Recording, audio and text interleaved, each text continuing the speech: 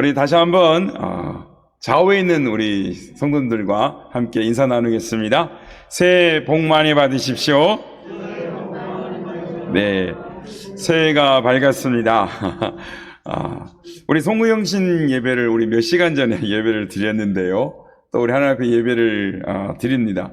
우리 한번 이렇게 송구영신 예배 때 인사를 나눴지만 우리 이제 서로 얼굴을 보면서 한번 이렇게 올해 인사를 나눴으면 좋겠습니다. 전능하신 하나님의 능력으로 성공하는 해, 승리하는 해가 되시기를 축복합니다. 자, 한번 따르겠습니다. 전능하신 하나님의 능력으로 성공하는 해, 승리하는 해 되세요. 네, 우리가 어제가 아니죠. 오늘 새벽에 우리 송구영신 예배 때 나눴던 축복의 인사입니다. 올해는 1월 1일 첫날 첫 주일 예배로 하나님 앞에 예배를 드리는 뜻깊은 해입니다.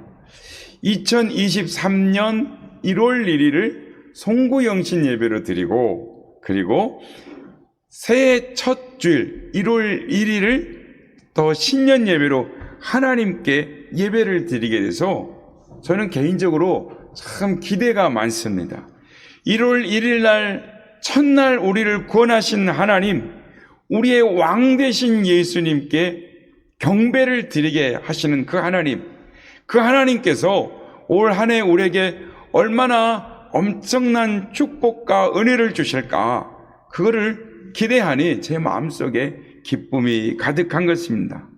바라기는 1월 1일 오늘 예배에 하나님 전에 나와서 예배하는 모든 성도님들께 올 한 해 하나님의 엄청난 축복과 은혜를 누리는 그 복된 한 해가 되시기를 예수님의 이름으로 축복합니다. 여러분, 새해가 되었습니다. 새해가 되면 무엇을 생각하십니까? 무엇이 먼저 떠오르십니까? 저는 새해가 되면 동해 일출이 먼저 떠오릅니다. 동해 수평선에서 이 빨갛게 이글거리는 찬란한 태양이 떠오르는 것을 떠오릅니다. 저는 이렇게 부목사 시절에도 되면 1월 2일이면 차를 몰고 동해로 가서 이렇게 꼭 일출을 보는 그런 아침에 새해 첫날 하나님이 주실 꿈들을 바라보는 게 제 마음에 이렇게 들어있는데요. 언론들도 이 새해가 되면 동해 일출 소식으로 새해 첫 소식을 전하는 것입니다. 그렇다면 교회에서는 새해 시작을 무엇으로 알릴까요? 교회에서 신앙생활의 첫 시작으로, 새해 첫 시작으로 예수님의 탄생을 알립니다. 신약성경에서 가장 처음 나오는 성경이 마태복음입니다. 그리고 그 마태복음에서 가장 먼저 나오는 소식이 무엇입니까? 예수님의 탄생 소식입니다. 전에 말씀드린 적이 있습니다마는 초대교회 성도들은 신앙생활을 교회 절기에 맞춰서 신앙생활을 합니다. 그래서 새해 시작, 신앙생활의 첫 시작을 예수님의 탄생으로 시작하는 것은, 즉 성탄절부터 시작합니다. 이 사실을 많은 그리스도인들이 알지 못하고 신앙생활을 합니다. 그래서 성탄절을 한 해의 마지막으로 생각하는 것으로 생각하는 분들이 많습니다. 그래서 새해가 되면 성탄절은 작년에 마지막 지나간 사건으로 이렇게 생각하기 쉽습니다. 그래서 새해가 되면 제일 먼저 이 강단 옆에 있는 성탄 트리를 치우는 교회들이 많습니다. 어제도 이 송구영신 예배를 드리고 나서, 오늘 아침이죠, 오늘 아침에 송구영신 예배를 드리고 나서 우리 성도님들이 다 빠져나가고 난 다음에 저희 사모가, 목사님 성탄 트리 치울까요? 그랬더니 아니요, 치우지 말라고, 오늘 설교가 성탄 트리에 관한 거라고 그렇게 말을 했습니다. 성도 여러분, 초대교회 성도들은 교회력의 시작을 구주 대신 아기 예수님의 탄생으로 시작했습니다. 여러분, 왜 초대교회 성도들은 신앙의 첫 시작, 한 해의 첫 시작을 성탄으로 시작을 했을까요? 왜 마태복음은 이 세상의 구세주로 오신 예수님께 경배하러 온 동방박사들의 이야기로 시작을 하고 있는 것일까요? 오늘의 말씀을 통해서 그 의미를 깨닫는 우리의 선한 이웃의 가족들이 되시길 예수님의 이름으로 축복합니다. 여러분, 지난주가 이 성탄절이었습니다. 그리고 오늘은 1월 1일 첫 주로 예배드립니다. 그래서 저는 개인적으로 이렇게 한 주가 성탄절이고 또 바로 1월 1일 첫 주가 돼서 이렇게 연말이 이렇게 지나가나, 예수님을 더 찬양하고 경배하는 이 시간들이 참 빨리 지나가서 참 아쉽다라는 생각을 했습니다. 그러다가 말씀을 준비하면서 그렇구나. 연초와 연말, 성탄 예배와 신년 감사 예배가 딱 이렇게 붙어 있는 1월 1일 첫 주로 하나님 앞에 예배 드리는 데에 이런 의미도 있구나라는 사실을 깨닫고 참 기뻤습니다. 그래서 성탄절은 지났지만 성탄 본문으로 많이 등장하는 오늘 본문을 가지고 첫 주일 설교 말씀으로 은혜를 나누고자 하는 것입니다. 어느 목사님의 설교 중에서 나오는 이야기입니다. 한국은 이 크리스마스 트리 이렇게 이제 장식을 하는데 별로 신경을 쓰지 않는 편입니다만, 물론 얼마 전에도 롯데백화점 또 백화점에 트리가 잘 됐다 그래서 구경 가는 친구들도 있고 그랬습니다. 근데 미국 같은 나라들은 이 크리스마스 트리 장식으로 이렇게 매우 찬란한 거리를 이룹니다. 특별히 이 목사님이 미국에서 목회할 때 한 동네에 사셨는데 그 마을이 트리로 유명한 마을이었다라는 것입니다. 한 달 동안 이 집을 머리 지붕부터 시작해서 밑에 주춧돌까지 이 성탄 트리를 빼놓고 아름답게 장식을 하고 도시의 가로수 전체를 크리스마스 트리로 아름답게 장식을 해 놓았다는 것입니다. 그러니 얼마나 휘황찬란하겠습니까? 그래서 크리스마스 전후로 한 달 동안 많은 사람들이 와서 구경하고 또 끊임없이 관광객들이 마을을 찾아오는데 이 목사님도 두세 번 정도 거기를 갔답니다. 온갖 아이디어를 내서 누구의 집이 더 화려한가 경쟁을 한다라는 것입니다. 아기 예수님, 동방박사, 천사, 산타크로스 할 것 없이 수많은 것들을 아름답게 장식하고 조명을 밝힙니다.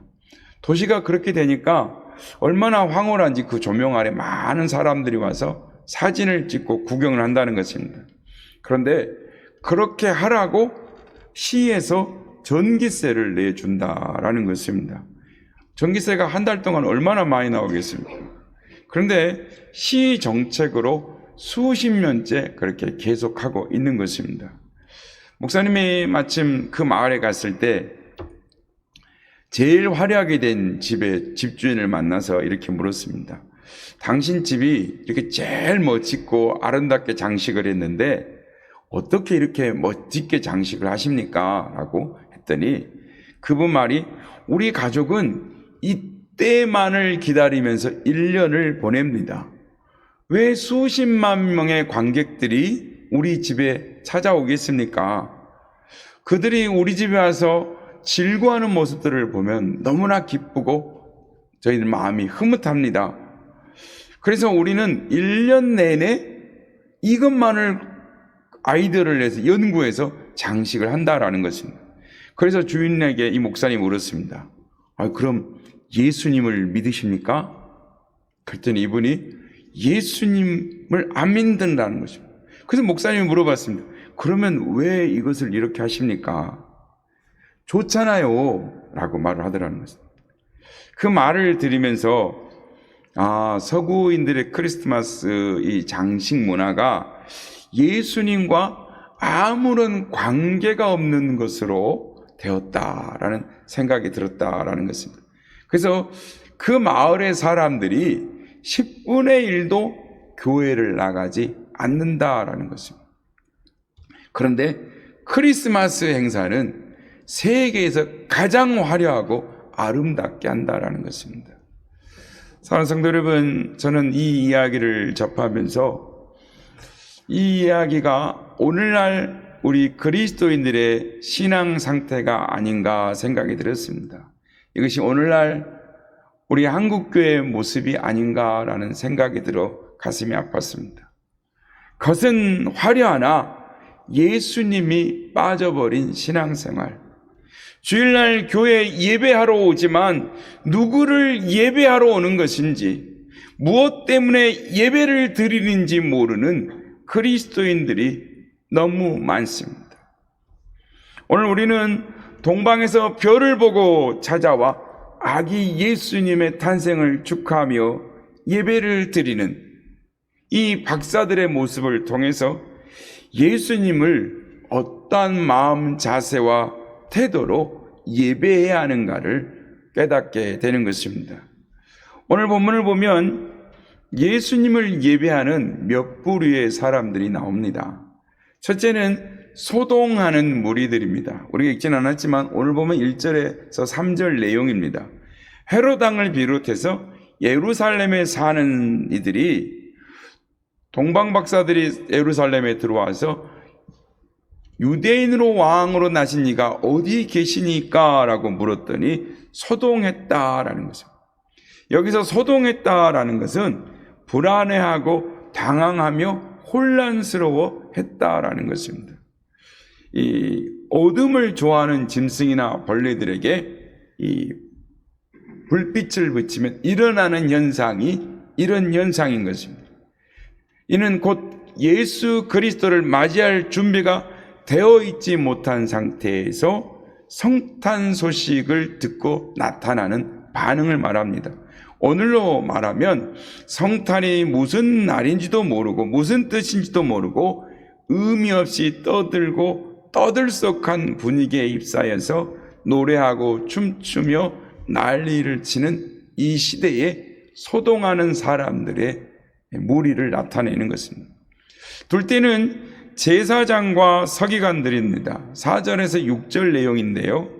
본문의 제사장과 서기관들, 이들은 성경 박사들입니다. 이들은 성경을 다 꿰고 있는 사람들입니다.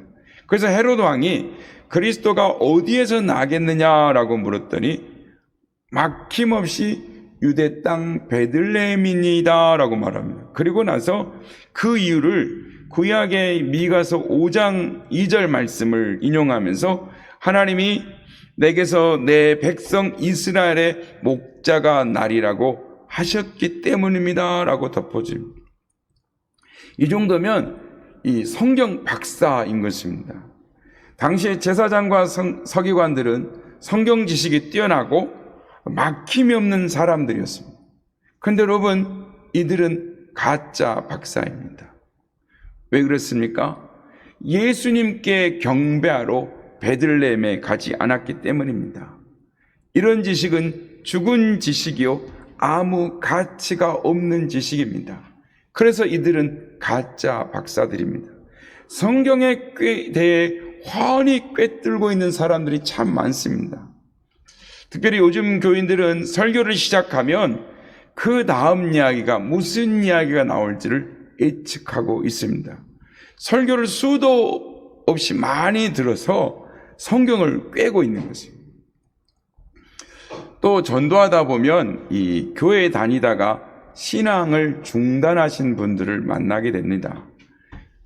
성경 박사들입니다. 자기가 다 안답니다. 그래서 선악과 이야기, 홍해바다 이야기, 동정녀 마리아 이야기 등 전도자들을 공격할 만한 레파토리들을 다 갖고 있는 것입니다. 어떤 분은 교회에 안 나오는 남편이 교회에 나가는 아내 보고 야, 내가 너보다 성경을 더 알아도 더 많이 알아 라고 말을 한다라는 것입니다. 그러나 미안하지만 그들은 다 가짜 박사들입니다. 왜요? 예수님께 예배하지 않기 때문입니다. 오늘도 성경을 많이 안다면서 진심으로 예수님을 예배하지 않는 이들은 다 가짜 박사들입니다. 셋째는 헤롯 왕입니다. 그는 예수님에 대해서 위협을 느껴 예수님이 태어나면 알려달라고 박사들에게 이 말을 합니다. 꿈에 천사들의 지시를 받아서 박사들이 자기들이 왔던 길로 곧장 돌아갔는데 예루살렘 근처에 3살 이하의 어린아이들을 모조리 죽였습니다. 자기의 유익을 위해서, 자기의 이익을 위해서 무참하게 사람을 살해한 인물인 것입니다. 이 내용이 7절에서 8절 말씀입니다. 헤롯의 잘못된 욕망이 수많은 아이들을 죽음으로 초래했습니다. 예수님이 계신 베들레헴에 울려 퍼진 그 예수님의 기쁨과 축복의 소식이 기쁨과 감사가 넘쳐나야 하는데 슬픔과 애곡의 소식이 넘쳐났던 것입니다. 오늘날도 예수님의 기쁜 소식이 하나님의 성전 교회에 가득 넘쳐나고 흘러나야 되는데 헤롯은 겉으로 그럴듯하게 자기도 아기 왕께 경배하러 가겠다고 하지만 그것은 상대를 속이는 기만술이었습니다. 오늘도 사탄은 그럴듯한 미끼를 던지며 얼마나 많은 영혼들을 사냥하는지 모릅니다. 화려한 매스컴을 통해서 예수님을 알지도 못하는 가수들이 캐롤송을 부르고 화려한 댄스로 눈을 현혹합니다.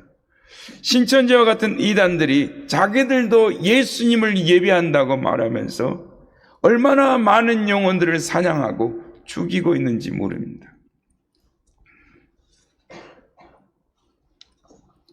네 번째는 오늘 본문에 나오는 박사들입니다. 그들은 멀고 먼 나라에 찾아와서 예수님을 경배합니다. 여러분, 여기 동방 박사들이 누구일까요? 학자들은 옛날 이스라엘 백성들이 바벨론 포로 되어 갔을 때 다니엘처럼 지혜로운 사람들에게 하나님의 말씀을 듣고 배운 사람들이었을 것이다 라고 추측을 합니다. 그러니까 메대와 이 페르시아가 연합해서 신바벨론 제국을 무너뜨리고 페르시아를 세웠습니다. 그러니까 페르시아 제국에 살던 박사들은 과거 유대인들이 포로로 잡혀와서 이 세상을 구원할 메시아가 오신다는 이야기를 들은 것입니다. 2000년 전에 사는 사람들은 이 점성술을 다 믿었습니다. 그들은 별을 움직임을 연구하고 별의 밝기를 보면서 이 사람의 운명을 예측하는 사람들이었습니다. 그래서 한 사람이 태어나면 그 별의 밝기와 그 별의 모양을 보고 누가 이 땅에 태어나는구나, 그 별을 의지하면서 그들의 이 생각을 결정을 했던 것입니다. 그래서 그 당시에 점성가들을 통해서 하나님은 만왕의 왕이신 예수님이 이 땅에 태어나신 것을 그들에게 계시로 알려주었습니다. 그들은 예수님이 천사를 통해 탄생하신 계시와 같이 특별하게 하나님이 사용하는 도구로 사용되어졌습니다.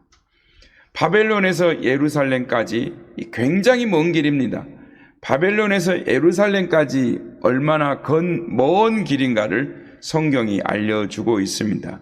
에스라 7장 9절에 보면 에스라와 함께 바벨론에서 예루살렘으로 돌아간 사람들의 이야기가 나오는데 정월 초하루 해서 바벨론에서 떠났고 하나님의 선하신 도우심을 입어 5월 초하루에 예루살렘에 도착했다라고 말을 합니다. 그러니까 바벨론에서 예루살렘까지 도착하는 데에 4달이 걸렸다라는 것입니다. 그것도 하나님의 선하신 손길, 즉 도움이 있으셔서 어려움이 없이 순적한 길 가운데 왔지만 그래도 무려 4달이 걸렸다라는 것입니다. 여러분, 2000년 전의 교통수단은 사람이 걷거나 말을 타거나 낙타를 타는 것이 다였습니다. 그러니까 박사들이 예수님께 경배하러 오는 기간을 따져보면 못해도 최소 6개월 이상이 걸렸을 거고 많게는 1년 정도가 걸렸을 것이다 라는 것입니다.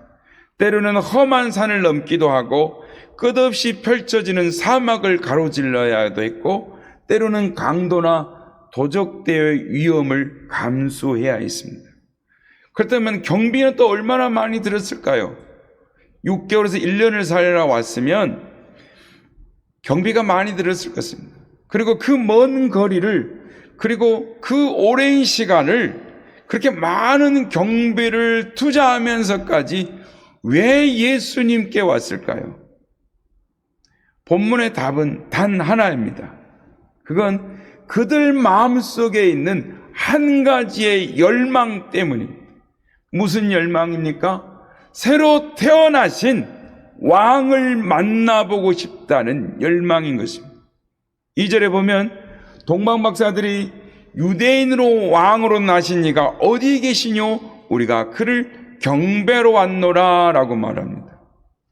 그 먼 곳을 달려온 목적 하나, 오직 유일한 목적 하나는 왕으로 태어나신 그분을 향한 경배 때문입니다.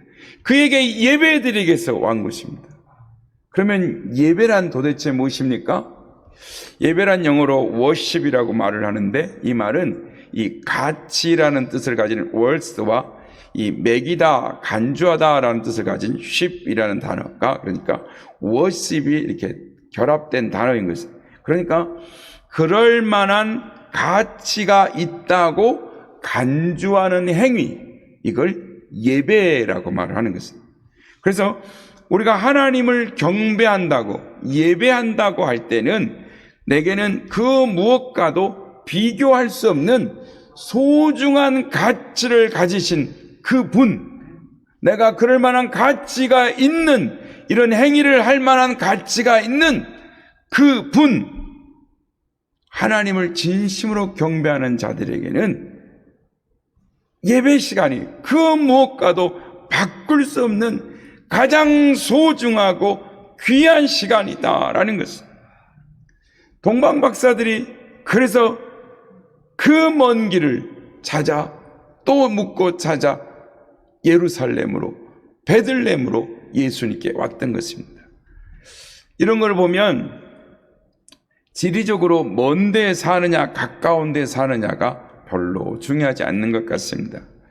교회 가까운 데 사시는 분이 일찍 오지 않습니다. 오늘도 제가 이제 카톡으로 이렇게 윤은정 성도님하고 오늘 또 유튜브를 보고 계실 텐데 오늘 카톡을 나눴습니다. 거기서 오시려면 1시간 반 전에 와야 됩니다.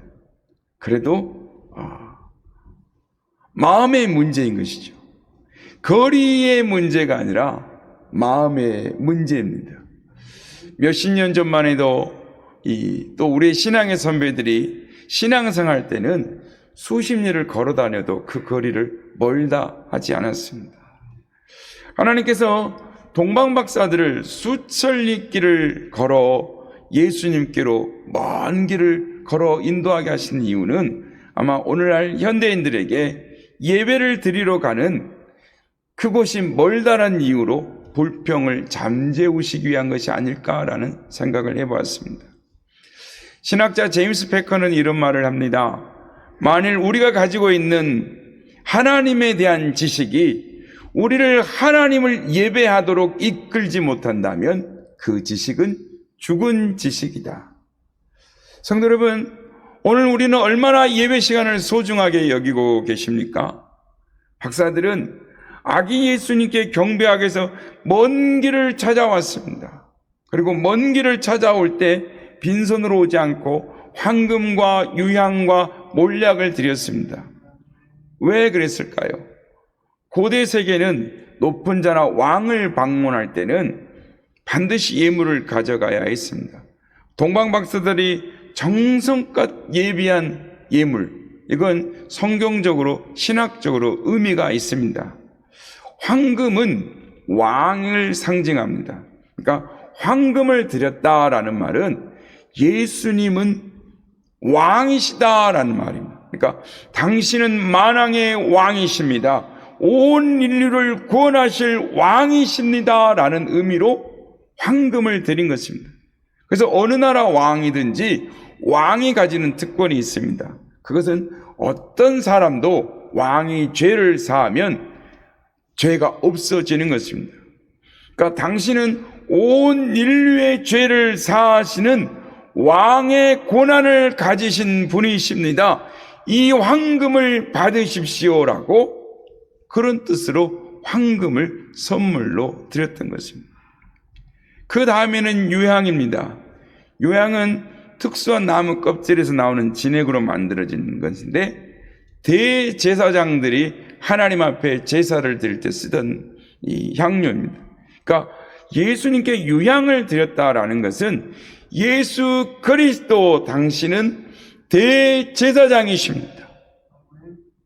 히브리서 10장 10절에 보면 예수 그리스도가 단번에 제사를 완성하셨다라고 말합니다.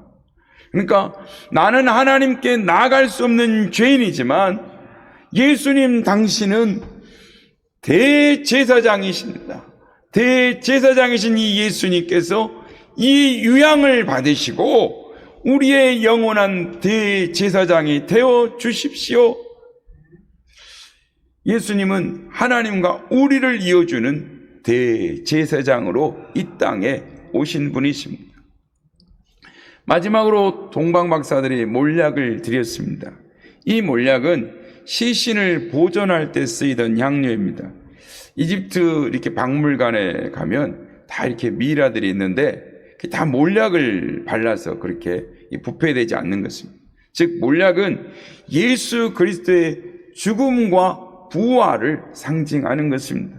예수님께서 우리를 위해서 죽으시고 다시 부활하셔서 우리를 영원한 나라로 인도하실 것입니다 라는 예수님의 몸에 발라져서 몰약인 예수 그리스도의 영원히 존재하신다라는 예수 그리스도의 영원성을 말하는 것입니다. 영원히 죽지 않고 영원히 썩지 않는 생명의 진리를 가지신 분, 만왕의 왕이신 분, 이 몰약을 받으시옵소서. 그런 뜻으로 동방 박사들이 황금과 유향과 몰약을 드렸던 것입니다. 하나님은 이 동방 박사들이 예수님께 드린 예물을 통해서 이 땅에 오신 예수님이 어떤 사역을 하실 것을 보여주고 계십니다. 우리가 주일날 교회 예배당에 예배하러 올 때 우리가 어떤 예수님을 경배합니까? 이 땅에 만왕의 왕으로 오신 예수님, 대제사장으로 오신 예수님, 죽으시고 부활하셔서 죄와 사망을 깨뜨리시고 우리를 구원하러 오신 부활하신 영광의 주님, 영원하신 주님을 우리는 예배하는 것입니다. 여러분, 새해가 밝았습니다. 하나님 앞에 예배드리러 올 때 우리는 어떤 주님을 예배하러 오십니까? 예수님은 만왕의 왕이십니다. 하나님이십니다. 그 왕을 만나러 온다는 것, 그건 그 세상의 어떤 왕보다 더 크신 거룩하신 하나님을 만나러 오는 것입니다. 재미있는 이야기가 하나 있습니다. 조선시대 야사인데요, 성종 임금님에 관한 이야기입니다. 성종 임금이 심성이 너그럽고 인자한 분으로 이렇게 알려져 있습니다.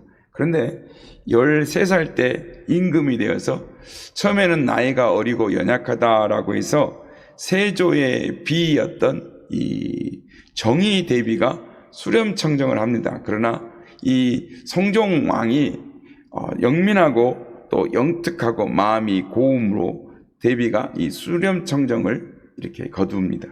그래서 성종은 어린 나이에 왕으로서 나라를 다스리게 되는데 나라 일이 분주한 가운데도 가끔 틈을 내서 이렇게 평상복 차림으로 이렇게 순행을 합니다.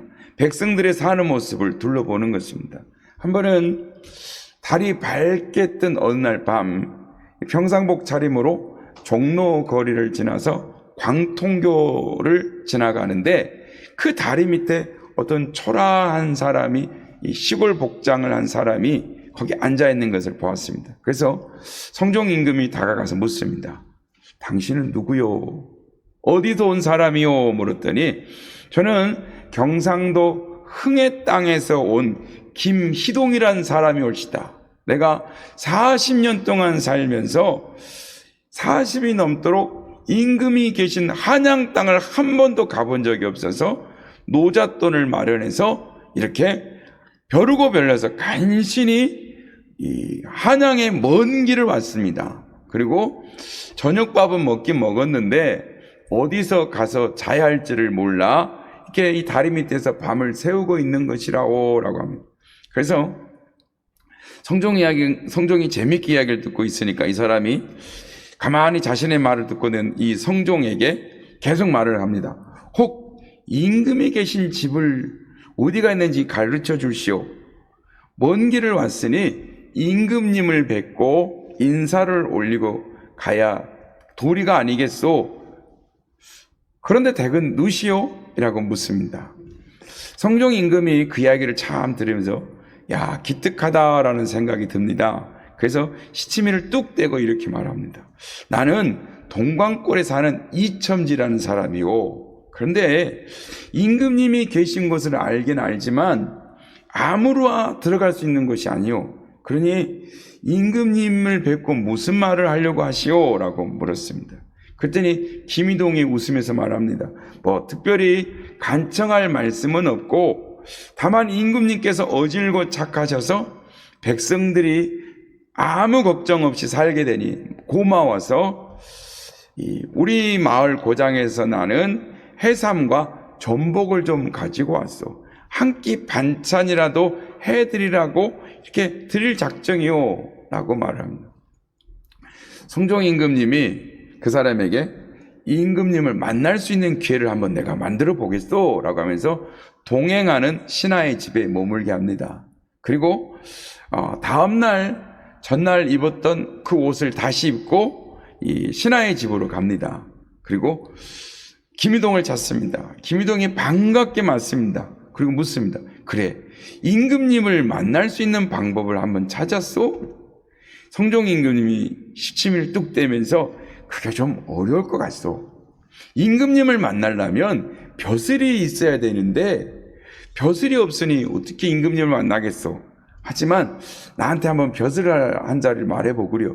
내가 힘써서 벼슬 한 자리를 만들어 보겠소 라고 말합니다.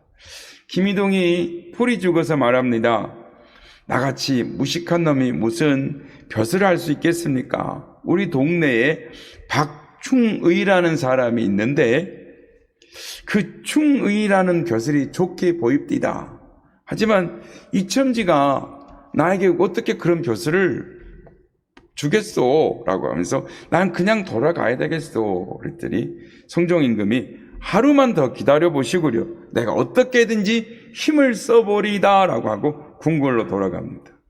이튿날 이조 판사에게 명령을 내려서 김희동에게 충이라는 벼슬을 내려줍니다. 그리고 옷을 갈아입히고 궁궐로 입골토록 하는데 김희동이 그토록 보고 싶었던 궁궐에 왔습니다. 임금님 앞에 인도되었는데 감히 얼굴도 쳐다보지 못하고 꿇어 엎드려서 벌벌 떨고 있는데 용상에서 준엄한 임금의 목소리가 들립니다. 내가 그렇게 임금을 보고자 한다면서 얼굴을 들고 나를 보거라. 내가 임금이다. 김희동이 얼굴을 들어 임금의 얼굴을 봅니다. 그리고 깜짝 놀랍니다. 아니 이첨지가 어찌 그 자리에 계시오? 지금 나를 놀리는 거요? 이렇게 말을 합니다. 성종 임금이 그동안의 일을 다 이야기하면서 상을 내리고 김희동이 그 말을 듣고 큰 은혜에 감동하면서 충의의 벼슬을 받고 이 마을로 돌아갔다라는 이야기입니다.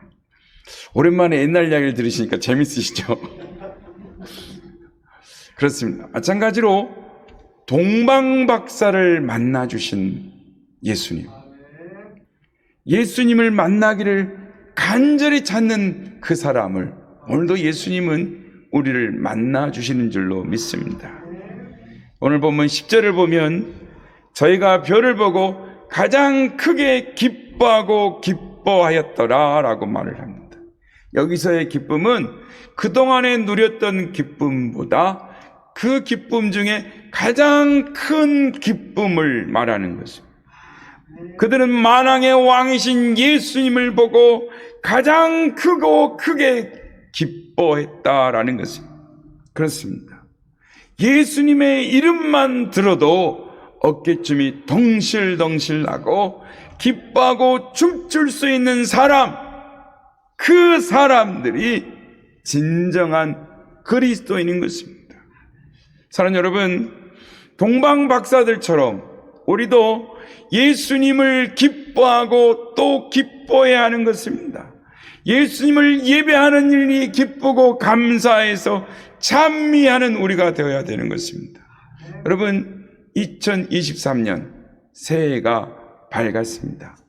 새해가 시작되었습니다. 우리는 첫 주일을 예배를 드리고 있습니다. 여러분, 새해에 어떤 소원과 목표가 있으십니까? 라기는 올해의 첫 소원과 목표가 예수님을 온전하게 예배하리라라는 소원과 목표가 되시길 바랍니다. 올해는 성전에 나와 예수님을 예수님답게 그분에 합당하게 예배하는 예배를 드리리라, 삶으로 하나님을 예배하리라, 그런 목표와 소원을 가짐으로 말미암아 오늘도 올 한 해 하나님 안에서 하나님이 원하시는 예배자의 삶을 살아가기로 결심하는 우리 모든 성도가 다 되시기를 예수님의 이름으로 축복합니다.